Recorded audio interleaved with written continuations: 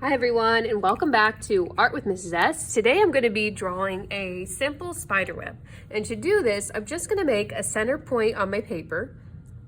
And it's okay if it's not 100% accurate. So I just have a dot. Now I'm going to be drawing some lines. And it's okay if these lines are not perfectly straight. So I'm just going to freehand. I'm going to draw my first line going horizontal all the way to the left and all the way to the right side of my paper. Notice it went right through that dot. My next line is going to go vertical. I'm going to go all the way through the middle of my dot again, but this time straight up and down. And again, it's okay if it's not perfectly straight. Now, this one, I'm going to start from my dot, and I'm going to make this go all the way from my dot all the way to the end of my paper. And sometimes these can get a little off course, so I'm going to try my best. Kind of looks like I'm making a star, and it radiates out from that center point. I'm gonna do the same thing again. It's okay if it doesn't line up with that corner perfectly. I came from my center spot. Have that symmetry all the way around. So no matter which way I turn my paper, or if it's upside down or left to right, it's gonna be radiating from the center, and it's gonna be the same on each side. So it has that radial symmetry. Now for the fun part.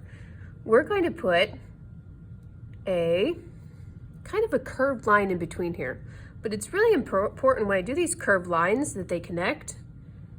And I'm going to continue all the way around. So I'm going to do kind of a light curve, looping all of my lines together.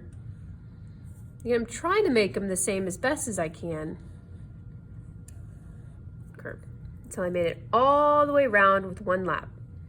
I'm going to do it again, but this time I'm going to come up a little bit. I'm going to do a curve in between those lines. Connect, make another curve. Connect and do a curve. Connect and do a curve. Connect and do a curve.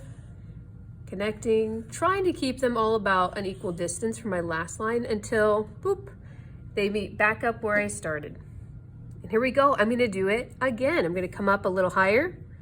It helps for me to start on the same one each time. Do a curve, leaving space in between my last line. Curve, connecting where I just touched that last line. If it goes off the edge of my paper a little, that's okay.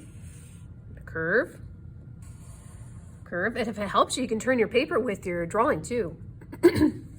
Curve, and when I get to my last one, I want them to meet up. So I'm going to curve and boop, touch where I just left off. Now I could stop here. If you think you can fit another one or two in, you could try. But what I'm gonna run into is if I start one, I might not be able to see my web going all the way around because I didn't use a square, I used a rectangular paper. Boop. See, this one's a little too skinny. Boop. It's going off. Boop. And then last but not least, it's ready. Now, I did mine in marker, but if you did yours in pencil, we're gonna use something special to outline. Thanks for joining me today. I can't wait to see your radial symmetry spider webs.